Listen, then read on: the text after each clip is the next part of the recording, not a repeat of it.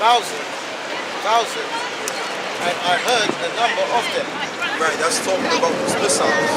Now you got guys that'll break that down the wrong way, and they'll say it's talking about the military. Or it's talking about the angels. That's what certain men say about this precept here, but it's not that.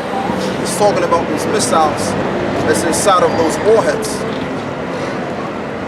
Because you got one, you got one missile that can hold, let's say, 5 other smaller missiles in it.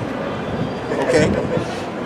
And only the Lord knows how many missiles are going to be blown or hit ground zero.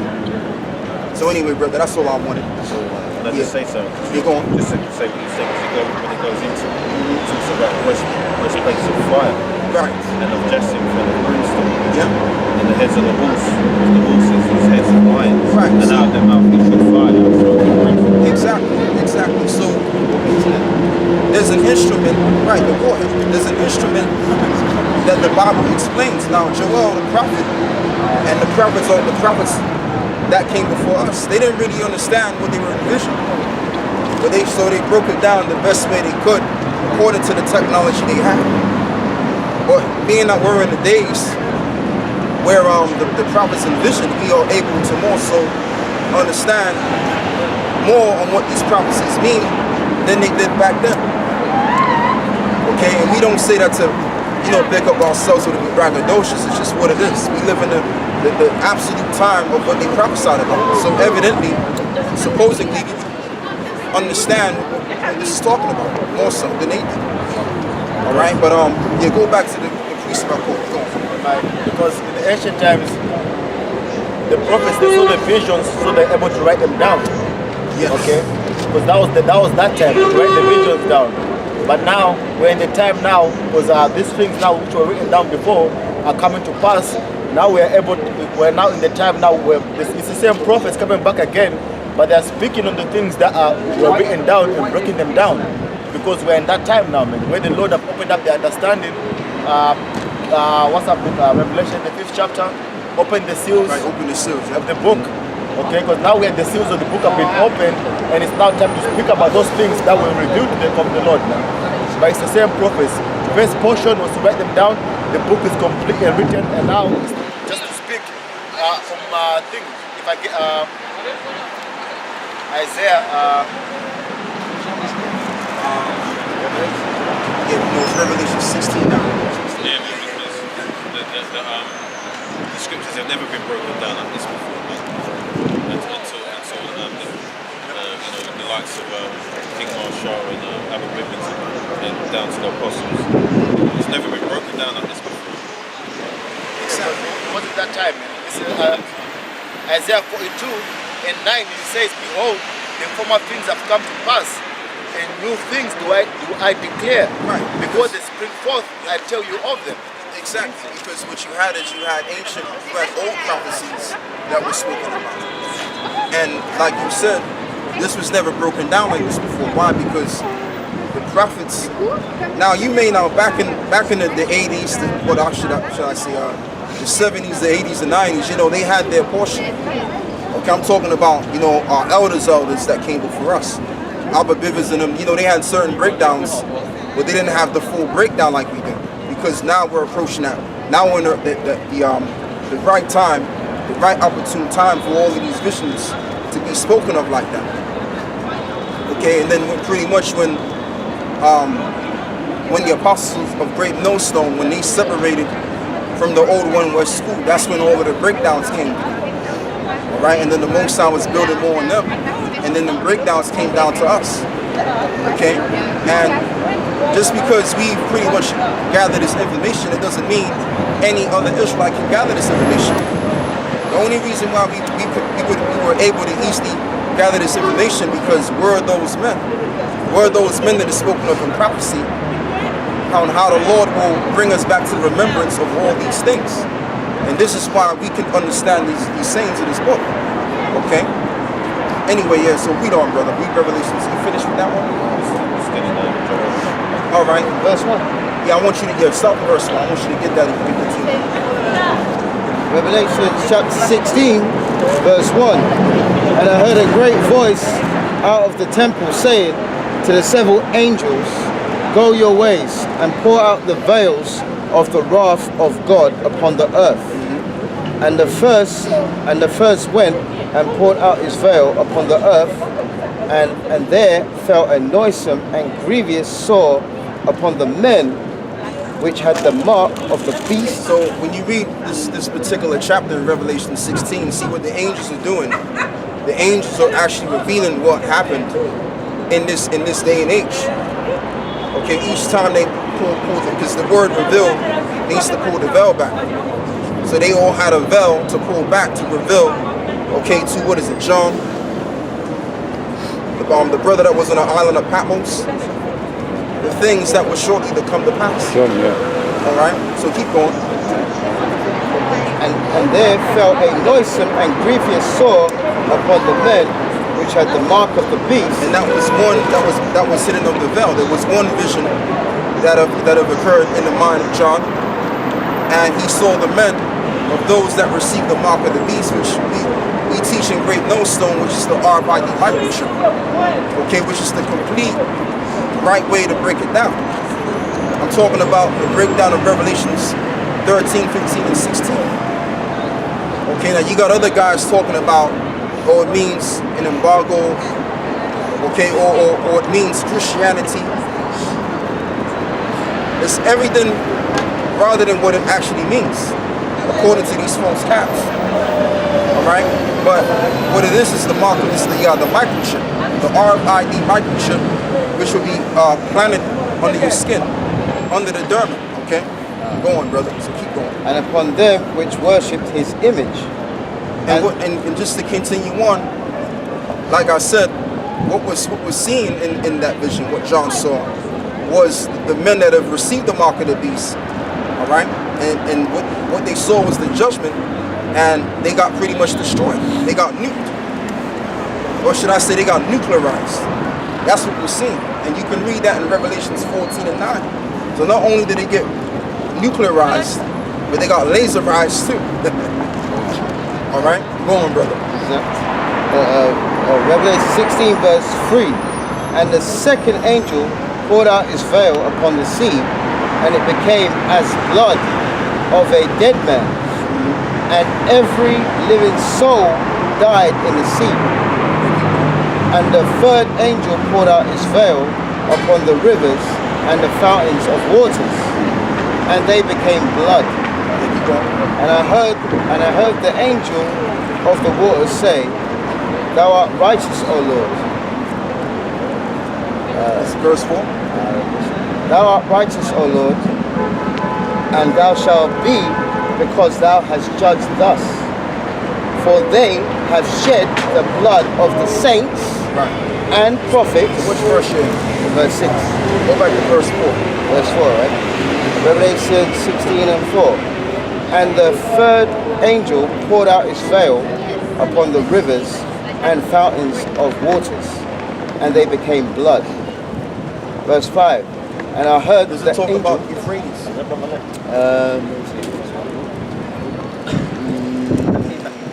No. Stop.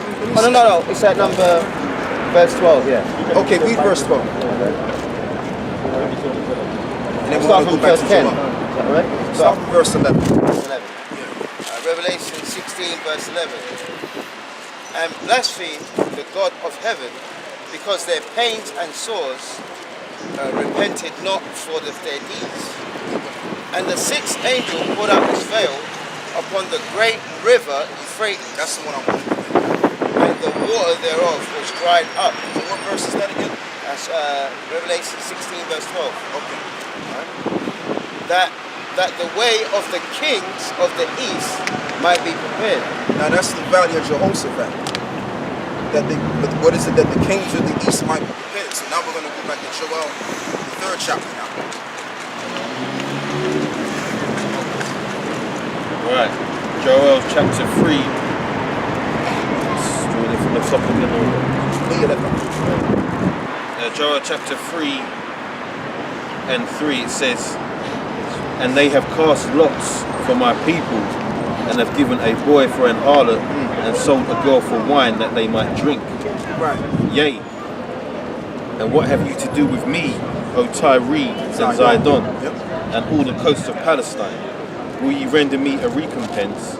And if ye recompense me swiftly and speedily, will I return your recompense upon your own head.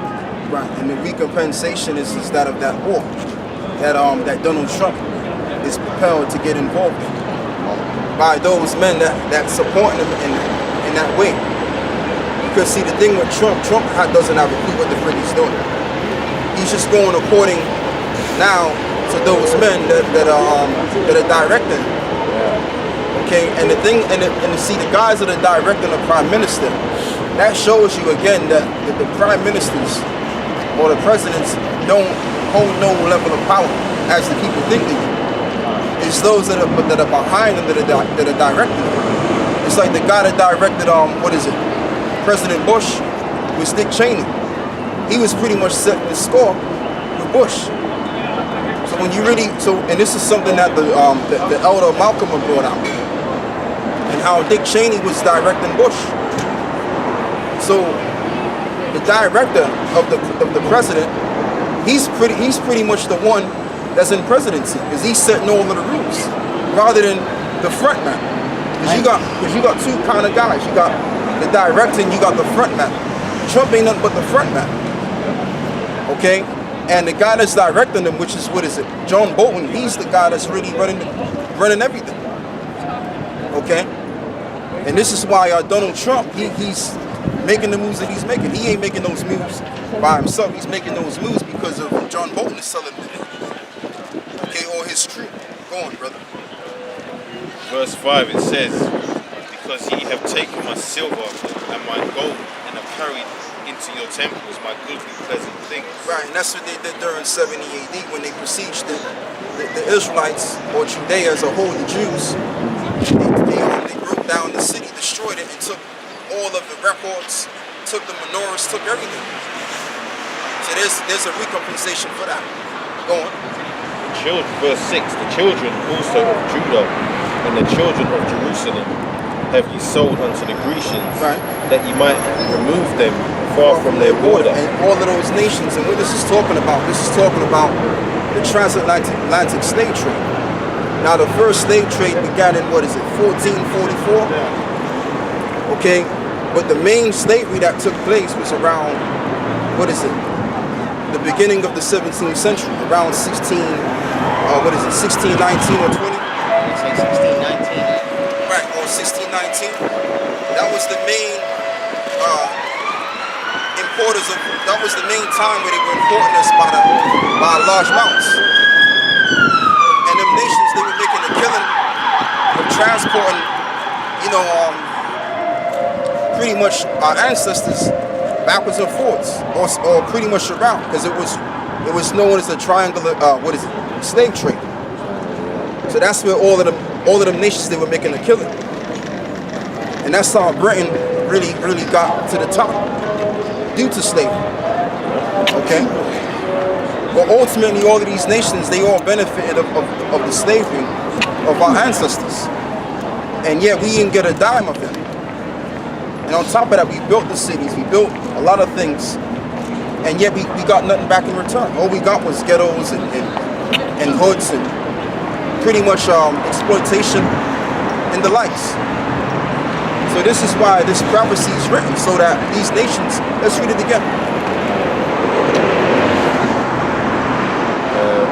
Isaiah, Joel 3 and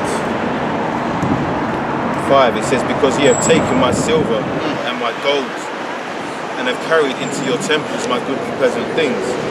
The children also of Judah and the children of Jerusalem have ye sold unto the Grecians. Because the main people that were suffering from the transatlantic slave trade was the Southern Kingdom, the so-called Black Americans, which came from, or should I just think all of them and then I'll get to that. And then you got the tribe of Benjamin, which is the so-called West Indians, and Levi, which is the so-called Haitian. They all came from, or the bulk of them came from West Africa. But you had a reasonable amount of them that came from Spain too. The first so-called black slaves came from Spain, but they don't teach you this in the schools. Because if they teach you that in the school, that's going to give you an idea that we ruled in Europe. All right. But Esau like to push that idea out there. If you're of dark hue, you came from Africa or the sub-Saharan region, which that's all BS. All right. But this is why this nuclear war is going to happen because of what they've done.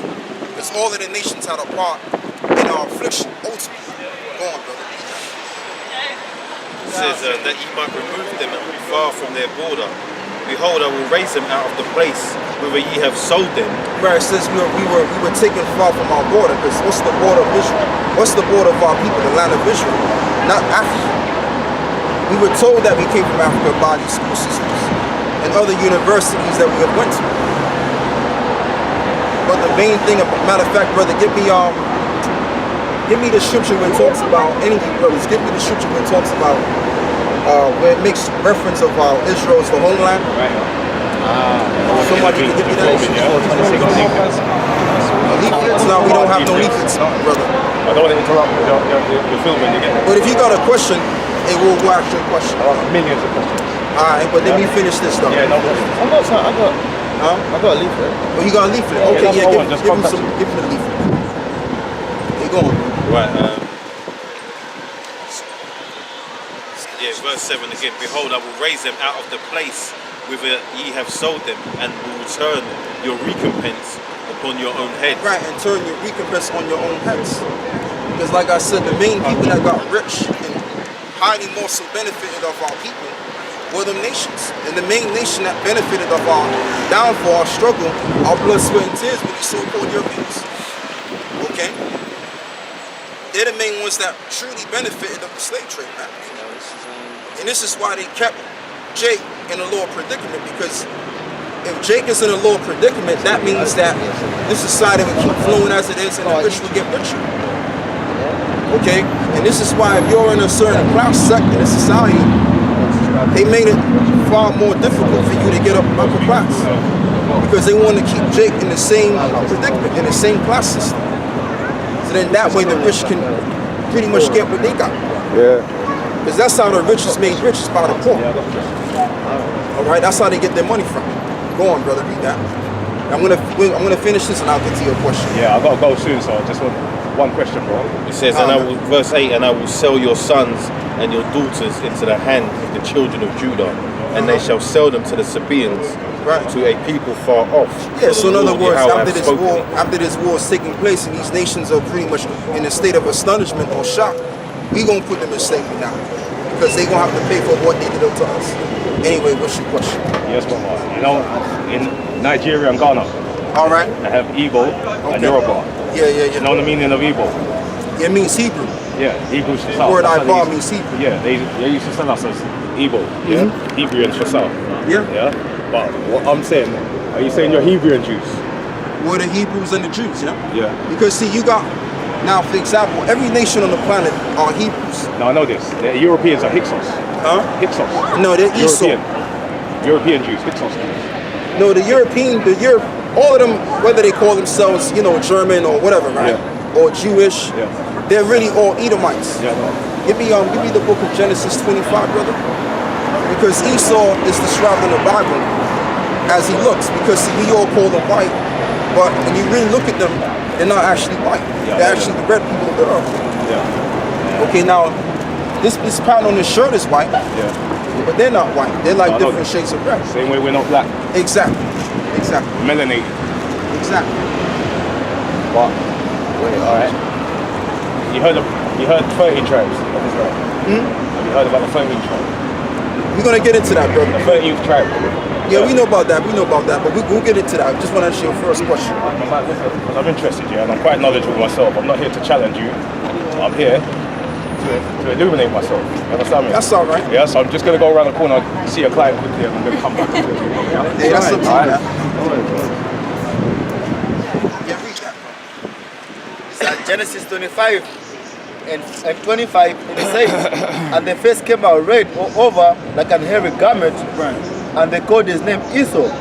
Right, they call his name Esau because he was red all over, likened unto a hairy garment. Because back in the ancient world, what they used to do, they used to get the They used to get the skin from the goat or the lamb and dye it red. So he was red all over, likened unto a heavy garment. So when you watch those medical movies where the woman's giving birth, or let's just say a white couple are giving birth to a newborn baby, what does the baby look like? The baby has that red look on it. So when Isaac and Rebekah gave birth to their first son, they called his name Esau. Why is that? Because they were shocked and he said, Ishashua. In other words, they were shocked because their son came out red, came out leprous. And it was sort of like it was something out of this world to them. Okay, it was what you call a phenomenon. Go on, brother. And it says, and after that came his brother out, and his hand took hold on Esau's heel, right, and his name was called Jacob. Right. And Isaac was 50 years old when she bare them. And if you notice when you read the scripture, it doesn't describe Jacob too tough, because Jacob looked just like two of his parents, and he looked normal just like every walking being on the planet at that time. Everybody was of dark people. You just had different nations, like how it is now. The main nation.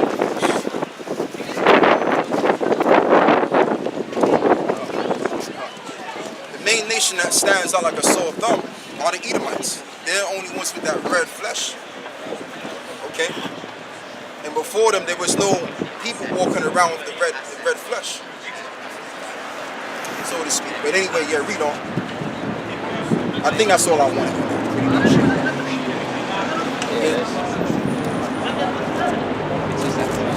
But that's just the whole thing, because see, Esau will have you believe that the way he looks is the way of beauty, but in all reality, right?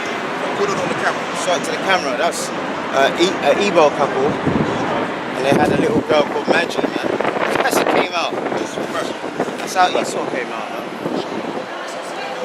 Exactly. That's how Esau came out, and then his brother Jacob came. Put it light again up, because it's the lighting. It's the lighting. So when Esau came out, it was sort of like a phenomenon. It's like, wow. The lighting's kind of like sun. What is this? Strange. And even now, I mean, if the deeper you get into the truth, the more you even look at Esau as a strange being. They look strange. Okay. Yeah. So, brother, get me back. Go back to what is it? Joel, the 3rd chapter. Joel chapter 3. You wanted to say something? I was gonna say, even today it happens, man. You see a black family, then they have a white child, the albinos. Basically, Esau was the first albino on the planet Earth. Yep. So Edomites are like a nation of albinos, man. Pretty much, People yeah. that lack melanin, you know. Pretty much. They're what you call the unclean. I mean, they're not the unclean, but they're what you call the clean albino. Where you can shake their hand and you don't catch no leprosy. That's the only difference. Because you got variations of albinism. You got clean albinoism, and you got the ones with the blotches on it. And then you got the other one where it's like it's pretty much consumed the whole entire skin. But you can still catch that too. But Esau, he's a clean leper. Okay? Go on, brother, read that. Joel chapter 3, verse from 1, yeah? Now, we start from verse 9. Let's start here. Joel chapter 3, verse 9. Proclaim ye this among the Gentiles. Prepare war. Wake up the mighty men. Let all the men of war draw near. Right. Let us come up. And this is talking about the World War III that's blowing up right now. And this is spoken of 2,000 plus years ago. Okay? So it says, prepare the mighty men of war. What does it mean by preparing the mighty men of war? In other words, those military men that specialize in war. Beginning with their prime minister. Go on. Verse 10. Beat your plowshares into swords and your pruning hooks into spears. Right, Let because the weak say, I am strong. in other words, because these countries, their economy was based on agriculture. So it came a time where they had that kind of economy. Now they're more technological to the point where they have access to atomic energy. So they're going to use that atomic energy and they gonna blow each other to smithereens. You see that? So this is exactly what's been written and preordained to happen on this earth, on this planet. Not on any other planet but the planet right here that we stand on. These things will happen indeed. Go on, brother. Verse 11. Assemble yourselves and come, all ye heathen, and gather yourselves together round about. Right. Come all ye heathen and gather yourselves together round about. Why are they going to gather themselves together round about? Because they have to defend their nation. They have to defend their allies that they've linked up with. Right? And this is why you have those Russian military groups that are behind Venezuela, which America wanted to go down there to set up their little crew, okay, or their military structure there. Yeah. But Russia beat them to it, okay? So that's why these nations are gathering about, and they're surrounding certain areas where they're gonna destroy with those nukes. Go on, brother. Assemble yourselves and come, all ye heathen, and gather yourselves together round about. With a cause thy mighty ones to come down, O Lord. Right, to cause thy mighty ones to come down, O Lord. So they're going to go down to the Valley of Jehoshaphat, in other words, that Middle East region, and that's where that war is going to proliferate. Okay, and then it's going to, that world war, let me correct myself, it's going to proliferate to the point where America, they're going to have to make certain moves. And what's going to happen, those Israelis, those so-called Jews, those self-styled Jews, Surrounded. the fraudsters of the planet, they're going to lead America into that war. Because it says the least of the flock shall draw them out, right? Matter of fact, brother, if somebody could get me that real quick. It says the least of the flock shall draw them out, because America, they have to take orders from the Israeli state, the Israeli government. And they're funding them billions and billions of dollars of welfare. But they like to clown Jake about, oh, you know, you Negroes, or, you know, you niggas are all about welfare. Well, the biggest welfare state on the planet is the Israeli state. Yeah. Check that out. And they get billions and billions of dollars every fucking year. Excuse my language. And it's lucky. And still, so I say something. Yeah, go on. And they're still getting money from that phony baloney Holocaust, man. Yeah. Still, you know. Exactly. Even if the people have died, the relatives, they're getting it, man. They're still getting that money. Still getting that money, man. Yeah, but that's because they're really under manners. They're under the manners of Israel, man. Israel's really running things. They're running the whole show. Yeah, it's all about Amalek, man. Amalek's really running everything right now. I mean, a quick point, yeah. I mean, Go on. so when you look at the Rothschilds, right? Because they're the heads of this, yeah. Their name, that name Rothschild means red shield. So when you really look at it, Edom means red, right? So they're the lead in charge of the Edomites. Exactly. And that's just prophetic when you think about it. That their name fits them like that. Yeah. And they chose that name. That's not even their original name. Exactly. Yeah. I'm Shabbat. I'm Shabbat. That's the original name of the Rothschilds. So it's all prophetic, man. It's all down to the power of the Lord, man. He set it up this way. It can't be a coincidence, you know what I'm saying? Exactly. It can't be a coincidence. Nope. True, yeah. Because how is it that their name is Rothschild? Because of the word rough in the word German, it's a German word, excuse me, means red. Okay, so let's say you want to go purchase a red Mercedes. In German, you gotta say you say rough.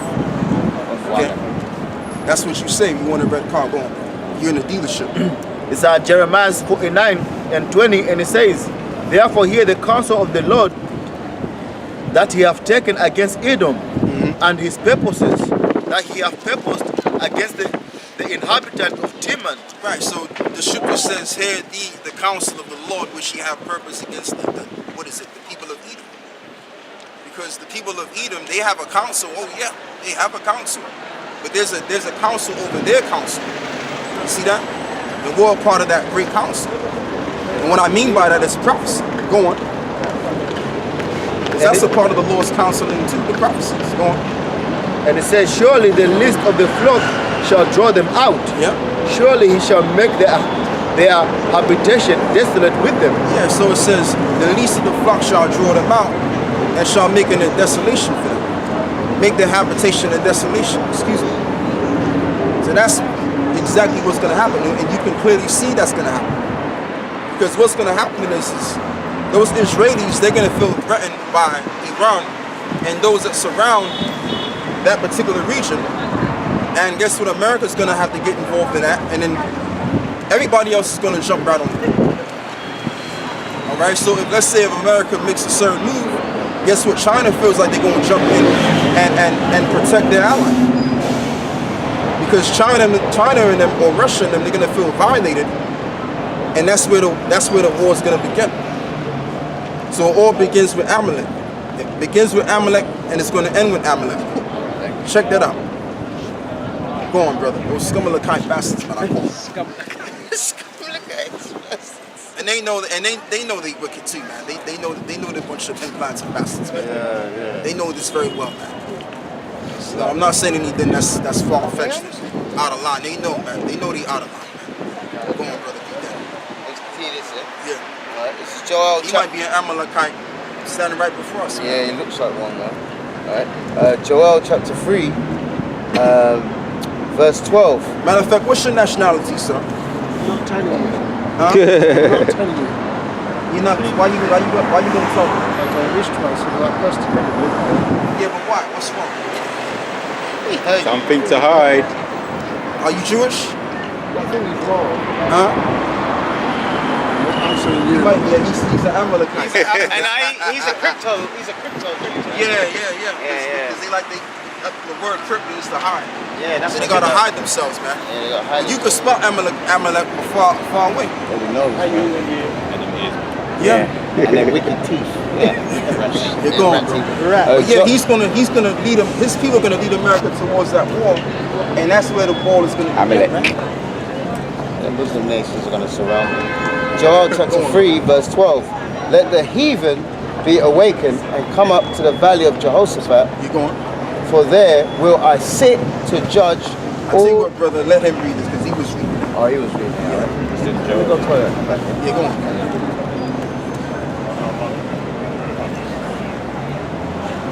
And sometimes, you know, when people come up, man, you gotta, you know, you gotta lead them on so they can open their mouths and expose some truths. Exactly. Joel 3 and 12, it says, let the heathen be wakened, slacken, and come up to the valley of Jehoshaphat. For there will I sit to judge all the heathen round about. Right. Put ye in the sickle, for the harvest is ripe. Come, get you down, for the press is full, the fats overflow, for their wickedness is great. Right. And that's why it talks about the harvest time. In other words, it's time for that destruction. Okay, and we're reaching that point where it's just damn near. I mean, we're damn near at that point where we're going to see the astronomical event take place. This astronomical event. Okay, and it's going to be between these nations, and the Israeli state is going to get it started. Beginning with them, and it's going to also lead America to get involved in this thing. Okay. Go on, bro. Verse 14, multitudes in the valley of decision, for the day of the Lord is near in the valley of decision. Right, and it says that the day of the Lord is near in the valley of decision. Because if you look at how many military men are set up and positioned, and you amalgamate them all together, it looks like a great multitude. All right, and this is right now. You got thousands and thousands of military men in each country that are pretty much stationary and put in place for that particular moment in time. And then they got the tanks, they got the jet fighter planes, and they got those, they got those grenade launchers. They got everything prepared